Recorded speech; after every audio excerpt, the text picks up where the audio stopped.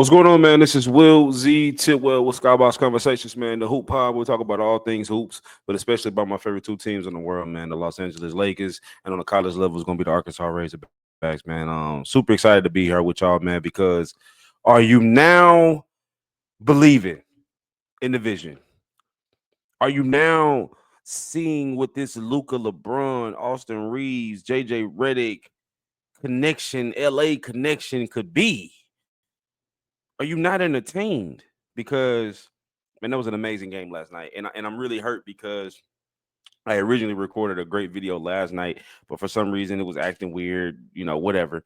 But we're gonna tap back into this conversation, man, and have some fun with it, man. Because something I realized about being able to just kind of give my fresh takes on the game and seeing it from my perspective is when I'm watching the game, I'm tweeting usually what I'm thinking, and I'm trying to do a better job of saying what I'm thinking as the game is going. So when the game is over, I can just go back and look at those and be able to expound on them, kind of how I do on my personal show, Speak Up Z, where I just have to take my writings and I expound on my writings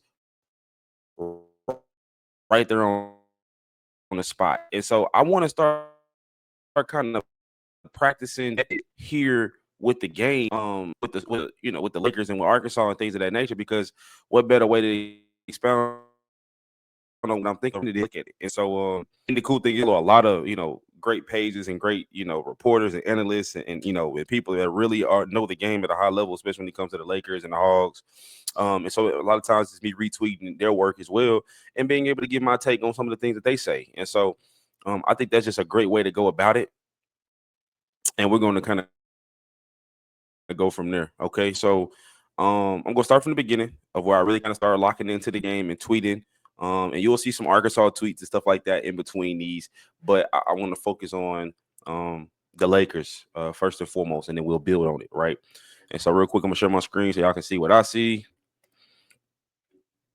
Hopefully, we don't have that weird little difficulty here today. I don't think we will, but you never know, right? Um, so one of the immediate things I noticed as the game started to unfold, because I was watching Arkansas and Lakers game at the same time, right? 'Cause Arkansas was playing Missouri, and then the Lakers obviously was playing the Nuggets. So I'm watching both. But when I really start locking into the Laker game, one of the first things I took right here, maybe I think it was maybe the end of the first or midway through the first, going into the second or something like that, was JJ is coaching his ass off, and he was, because he was willing to do unorthodox things that you don't see a lot of NBA teams or a lot of NBA coaches do, especially when you know the personnel that you have at your disposal, if that makes sense. So it was a couple things. The reason why I feel like he did this because he went to this 2-3 matchup zone. He went to this matchup man zone where it was like out of the zone, everybody was just rotating and they would just pick up and you could switch 1 through 5. He went to a 2-3, like I said. You forcing dudes like Aaron Gore to take tough shots. Um, you're not even letting. You're not even letting Jokic get comfortable. As soon as he catches, he's seeing 3 bodies. They fronting him, they backing him. He got one dude on the side of him. It was just a coaching masterclass the way he went about things, and I think he did it for a couple of reasons. Number one, we don't have a big. We know that. Number two, you're trying to mask somewhat of the little liability that Luka Doncic is, just a little bit, right? Because I don't think he's terrible as people make him seem, but obviously he's not the greatest defender. We know that. He is who he is because of what he does offensively with the ball. But you always heard people say, if you can just get Luka to hold his own, if he can just do good enough, what he does on the offensive end makes up for that lack thereof. And JJ was coaching his ass off by helping mask some of his weaknesses on defense, but also the weaknesses we have when it comes to not having a big. And I also think what that zone matchup look did was it didn't let Denver spread the floor and be able to do that 2-man game with Luka. With Jokic and Murray that they love to run. Which out of that they put shooters all around. They spreading and kicking, and they getting great stuff out of it. Michael Porter Jr. becomes a knockdown shooter. Aaron Gordon shooting the ball pretty good this year. Christian Brown is a streaky shooter, right? Murray, we know what he can do. So like you didn't let them spread you out and get busy, which what they did for the last 2.5 years. You just could not stop the 2-man game. And you knew at the end of the game, what they were going to go to. And JJ said, "You're not going to beat me that way. You're going to have to do something different. I'm not going to let Jokic just dominate us. And I'm gonna try my best not to let him get off 7 shot attempts for 12 points. Still had a triple double, but it was an empty triple double. That's just talent. That's just coaching, man. That's just coaching, man, and being willing to do the things that other people aren't. You know, a la Darvin Ham. No disrespect, right? Another thing that I instantly said and I tweeted was that, man, this LeBron and Luka connection is starting to come together. And I think I really said that when Luka threw LeBron the oop. That was a beautiful thing to watch. And it gave you a vision of what could be because LeBron was able to run out and get easy buckets.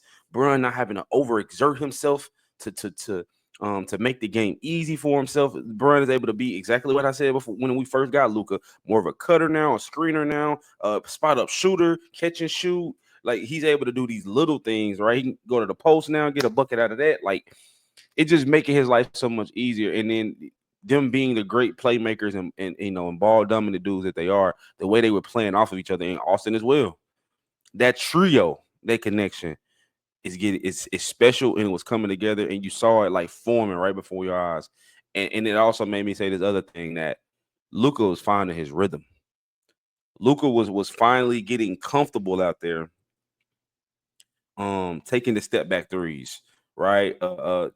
Taking the mismatches, taking his dude one on one, and it all started when at the beginning of the game, you knew it was a chance for it to be special. I'm not gonna say we knew it was gonna be special, but we knew it was a chance this game could be special when JJ said we're gonna put the ball in Luka's hands and let him be the ball dominant dude that he is.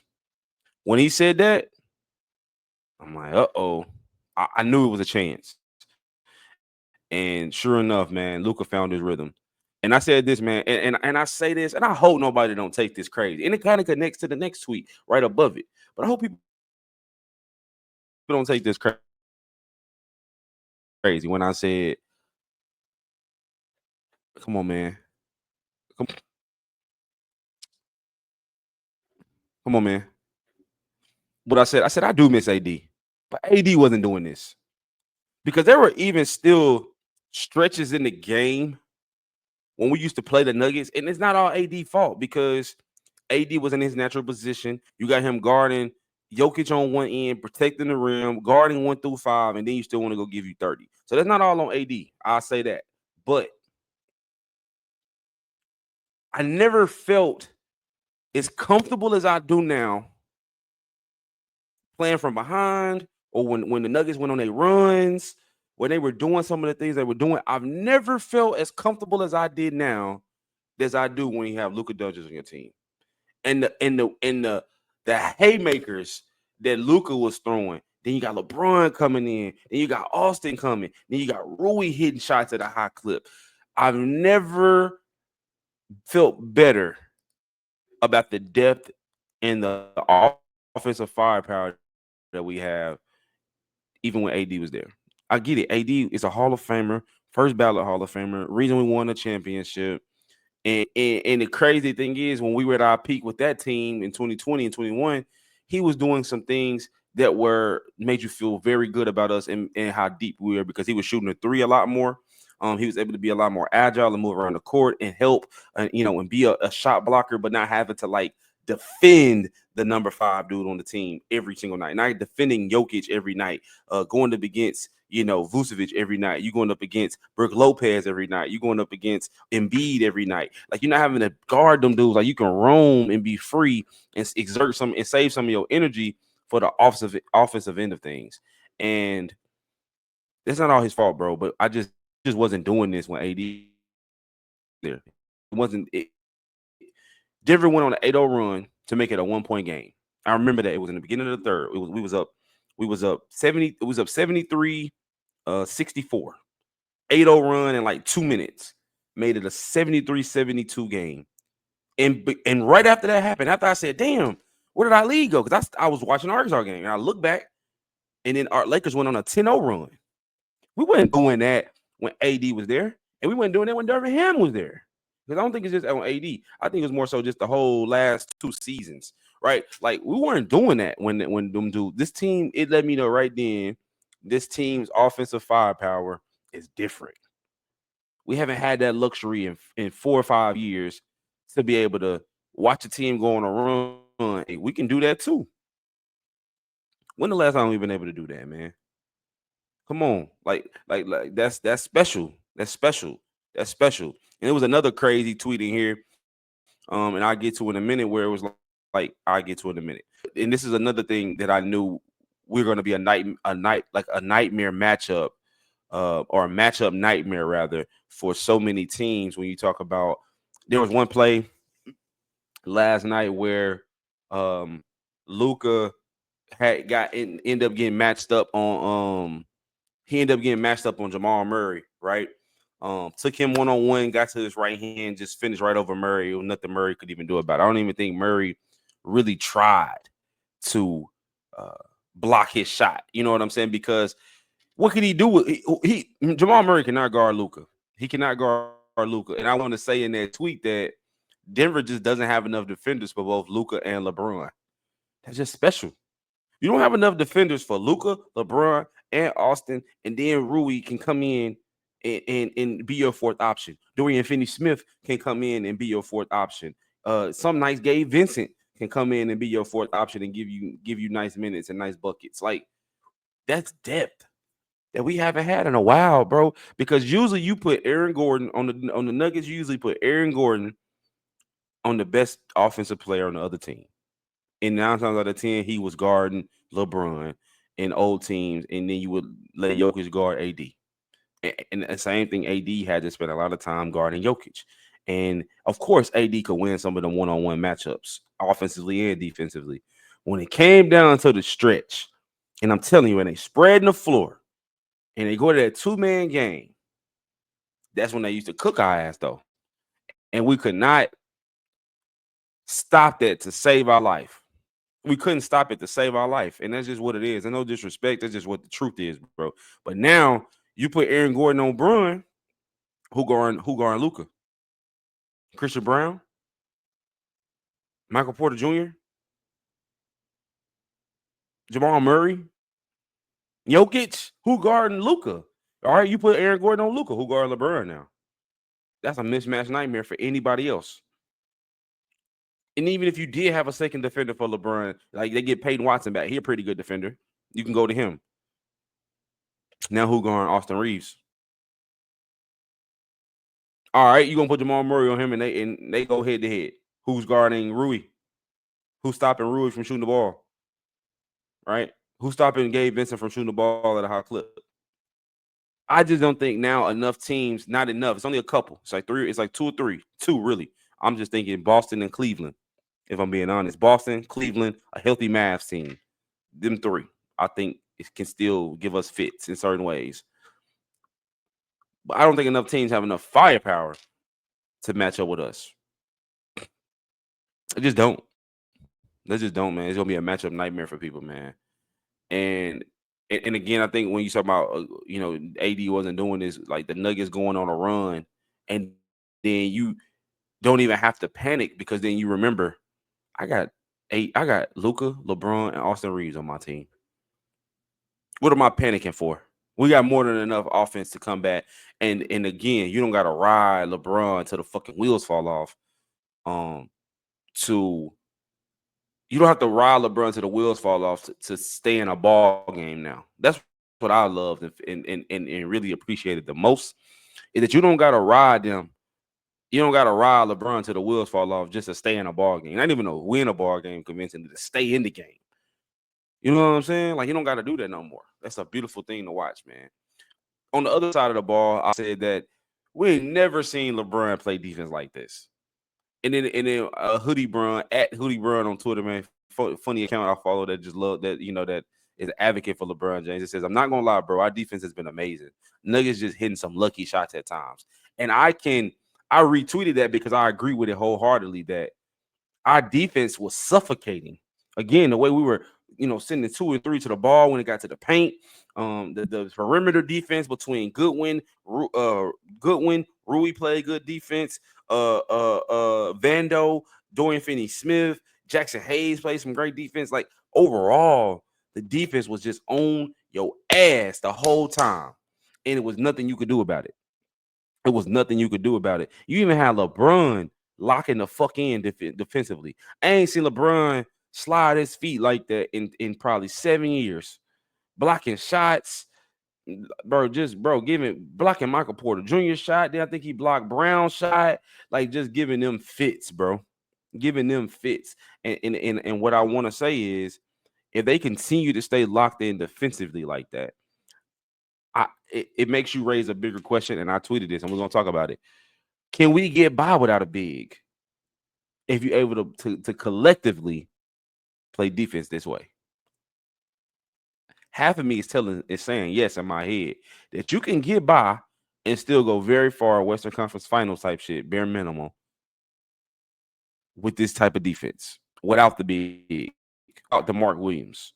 You can still make a very, very deep playoff run with the team that you have the way it's currently constructed. I wholeheartedly believe that. And I'm excited to see what this continues to look like, man. Our defense was suffocating. And then it was another play that just further added to me realizing how deep we are offensively. Jamal Murray came down, hit a three, made it from a 12-point game to a 9-point game, I believe. And Austin came right back down in their very next possession after taking it out and hit a three of his own and put it right back at 12. There was a time last year when they would go on those runs and you would get worried. But I didn't for once last night. Not saying that we can't lose. I'm not delusional. But for once last night, I didn't feel that worried feeling. I didn't feel it one time. I knew that even if they did make it a ball game, you had a great chance to still win because you got three closers. You got three dudes on your team that can go get you a bucket and close the game at any moment. I just felt that way. And the way Rui was playing last night, you got another dude that can make a big shot. Because I said this last night, moving on to another point, I said that Rui shooting it like this, we're going to be scary. He's already, if I'm not mistaken, Rui is one of the top 3-point shooters in the league right now. Like top 5, I believe. Top 3, if I'm not mistaken. At one point, he was number 1. If he continues to shoot it at a high clip with high confidence that way, and all of the attention that a LeBron and a Austin and a Luka, pulls from other teams, and the way they can suck in the defense and get through the teeth of the defense and either go lay it up themselves, throw the lob, kick it out, make cross-court passes, make passes across their body. They can do all of these beautiful things. It's going to draw so much attention to where a dude like Rui, Gabe Vincent, Dorian Finney-Smith, Austin, they're going to be recipients of wide open catch and shoot threes. And JJ is reiterating it. And he said it last night during the live telecast that we're getting open threes. We just have to shoot them. And we're going to make them. He's exuding that confidence and that green light of shoot the damn ball because he understands that 3-point shooting is a major part of everything that's going on in today's game. And I just couldn't agree more, man. And it was just a beautiful thing to see. It was a beautiful thing to see. And I said this already. I spoke to this or how the Lakers are corralling Jokic every time he touches it. He was seeing 3 and 4 bodies. I wish I had the pictures of like you had. I was one picture that I saw on Twitter, right, where Jokic caught the ball and it was I think Jackson Hayes was fronting him. And then he had Dorian Finney-Smith on the side of him. Then he had like Vando or somebody behind him. And it's just like everywhere he turned, everywhere he looked, every time he tried to dribble, anywhere he went, he was seeing 4 and 5 bodies, 3 and 4 bodies. And it felt like it was so suffocating where it felt like it was 10 people on the court. And even when he caught the ball and he's great at looking over the top of defenses, he was in such a fucking rut where he couldn't even see where to kick the ball to. And it was little things. You made Michael Porter Jr., you made him shoot jump shots on the move. He wasn't just catching and shooting, spot up, knock it down, because of course he's going to make that. You know what I'm saying? You making Christian Brown do things he's not normal to doing. You're not letting Jamal Murray just get to his spots and do that weak-ass pull-up he be doing and that little step back reverse step, fadeaway jump shot he be shooting. Like you was not letting them just be comfortable and run the offense at the way that they've been running it for the last 2 or 3 years. You just wasn't letting that happen. And man, it was a thing of beauty. Is what I feel. It was a thing of beauty, bro. It was a thing of beauty. We was on their ass like back pockets, man. And again, just speaking to the depth, I tweeted, I said, man, you can really sit Luka and still have Austin and Bron. Then you sat Luka and Bron, and you still had Austin. Then you sat Austin and Luka, and then you still got Bron. Then you take out Bron and bring in Luka. Then you sit out Luka and bring back in Bron. And it was one play was so funny. I talked about this too. JJ was pretty much matching the minutes of Jokic with Luka Doncic, right? So soon as Malone went back with Jokic when we went back up like 12 or 14, he said, "I'm Luka, bring your ass," and he put Luka right back in. And being able to have that luxury, that's crazy. That's all I'm gonna say. That is crazy. That is a blessing to be able to say, "Hey, come on, bro." Like that's some cheating shit. Like it's crazy. It's crazy. I can't believe they let them. I can't believe we got Luka Doncic, bro. This is also when I knew this team was has a chance to be different. Right here is when both teams went for 33 points in the third quarter. We were winning that game, and the Nuggets tried their best to go on a real run in the third to try to make it closer, and we were able to go bucket for bucket with them. Whatever they did, we could do. And again, that shows our offensive depth and our poise and our attention to the game plan. Because the last year, bro, 2 years ago, that would have been a 33-15 run.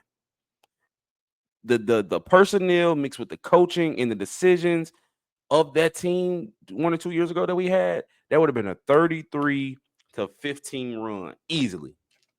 And we would have been up and then looked up and been down 10 and been fighting for our life, trying to get back in the game, would have got back in the game, and then right at the end, would have made them would have fell apart.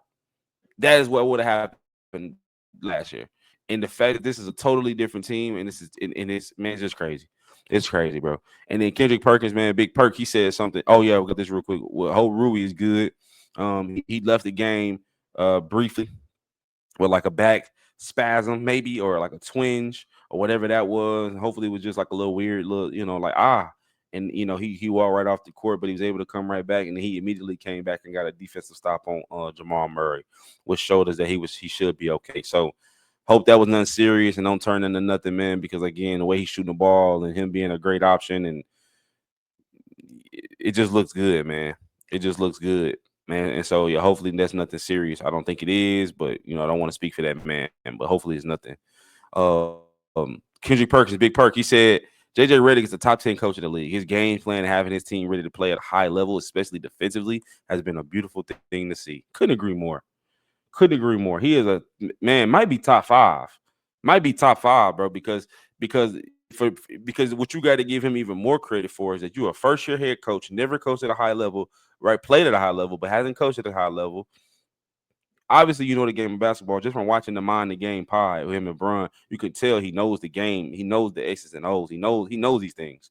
And now that you've given him certain personnel to be able to do certain things even more,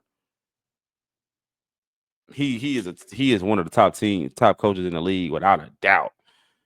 Without a doubt. And we spoke to this earlier too. When he talking about tweets where I said, man, LeBron having the luxury to get easy buckets is so needed because now you can let Bron take kind of a step back and rest in some regards, both on the court and play less minutes sometimes. And he can be so fresh when it comes to the playoffs that's a scary thing. A rested, fresh LeBron is gonna be scary for motherfuckers. And I'm excited to see it. I'm excited to see it. Goodwin was hooping, man. Goodwin was hooping. I said that too. I said Goodwin was hooping. Jordan Goodwin was hooping. That defensive tandem between him, Gabe, Gabe was getting around them screens that they love to set for Jamal Murray and them, and him, Gabe, and Vando and Dorian Finney-Smith, man, that defensive four was crazy. Jackson Hayes has some great defense, like I said. Um, you could just tell when you talk about the energy that Bron brings, him being 40, you can tell he is making Luka better, and you can tell that Luka is giving Bron a second breath of fresh air. Because and it is good to see Bron finally get to literally be a number two option and mean it. Because I'll be honest, man, this is why I said AD wasn't doing these things. Because even though LeBron would steadily say, AD is our best player, AD is the number one option. This is AD's team. I'm just a co-captain. Like, he would say these things to just let people know that. But a lot of times, I never felt like it was AD's team. There would be moments, there would be certain games, there would be stretches where I'll be like, yeah, AD the best player.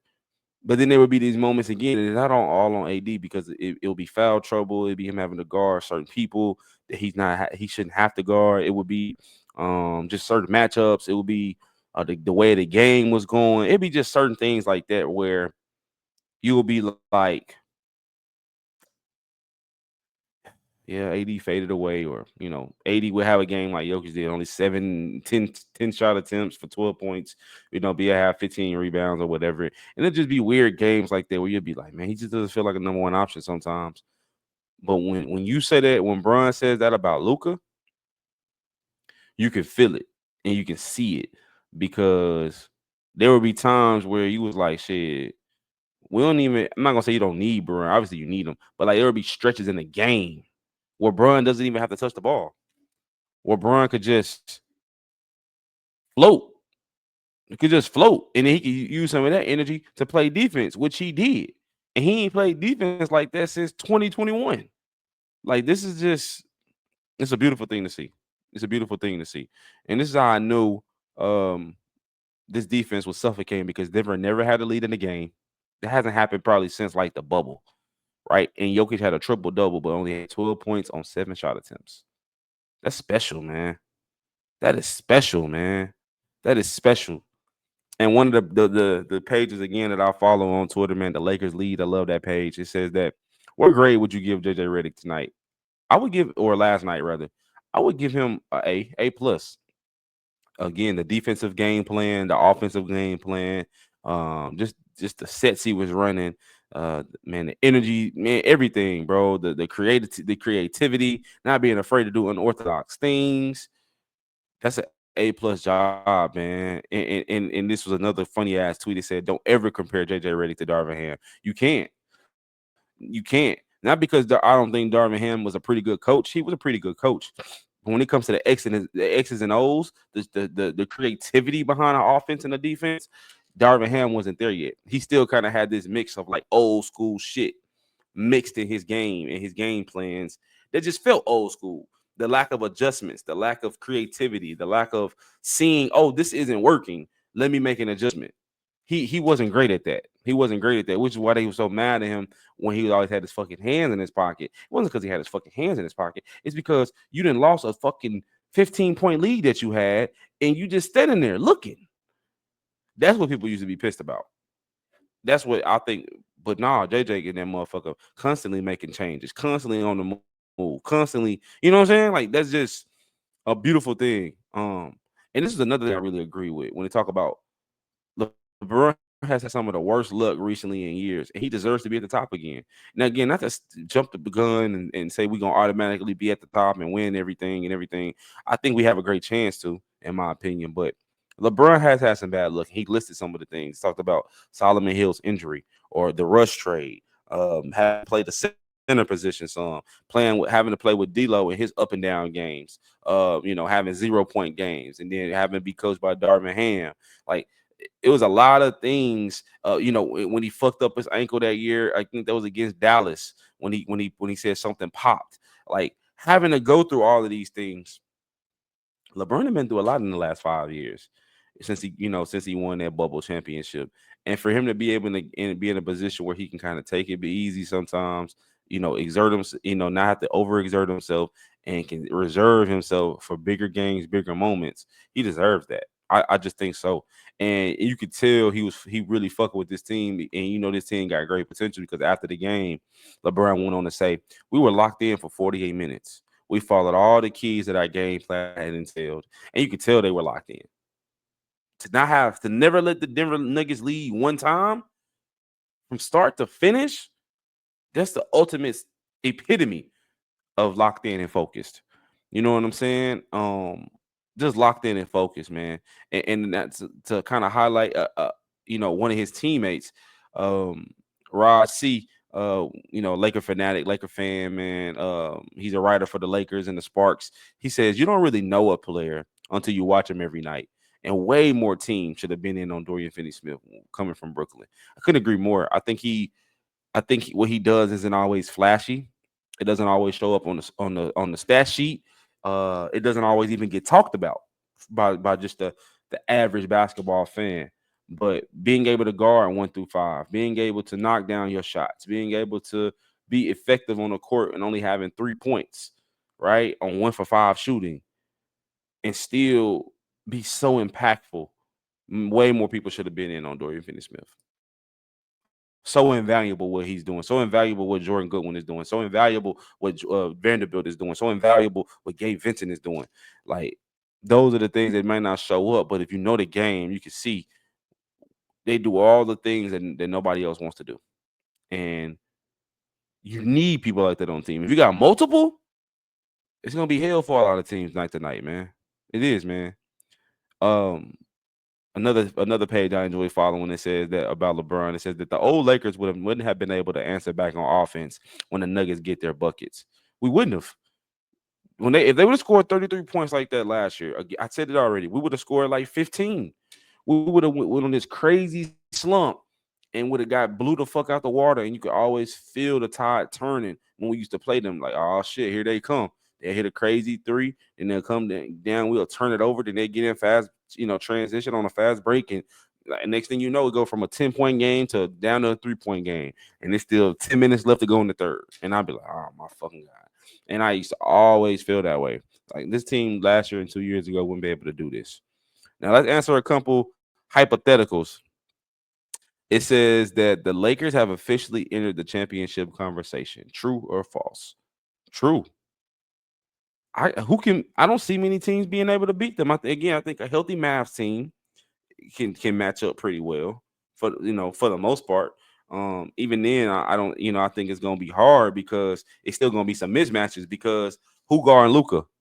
Who guarding Luka? PJ Washington? Who guarding Bruin?